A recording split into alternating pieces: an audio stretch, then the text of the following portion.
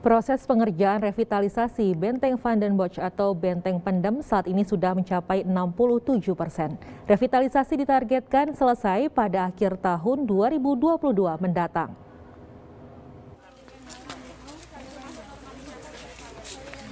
Keberadaan benteng yang menjadi cagar budaya ini harus dipertahankan sebagai salah satu sarana edukasi pembelajaran maupun wisata sejarah. Penataan Benteng Van den Bosch atau Benteng Pendem dengan revitalisasi bertujuan untuk mengembalikan benteng ke wujud aslinya. Direktur Jenderal Cipta Karya Kementerian Pekerjaan Umum dan Perumahan Rakyat atau PUPR, Diana Kusumastuti menjelaskan, rencana ke depan untuk pemanfaatan benteng akan dikembalikan pada pemerintah daerah. Namun akan dibahas lebih lanjut lagi karena Benteng Pendem merupakan aset Kementerian Pertahanan.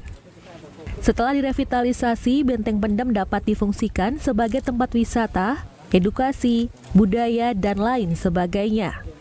Untuk progres pengerjaan dengan sistem multi-years kontrak sudah mencapai 67% dan ditargetkan dapat selesai pada akhir Desember tahun 2022.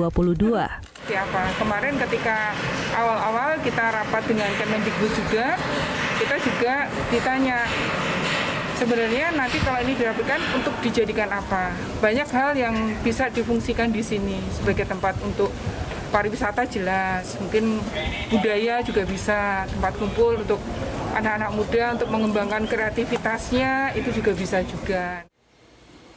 Sementara PPK Bina Penataan Bangunan Balai Prasarana Permukiman Wilayah Jawa Timur, Ani Firjiani menjelaskan, konstruksi bangunan benteng telah lama dan rawan rapuh, sehingga perlu penguatan struktur.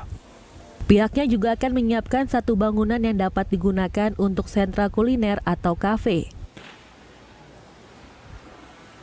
Kalau adanya balok-balok baja di dalam bangunan benteng, itu fungsinya untuk memperkuat struktur bangunan benteng.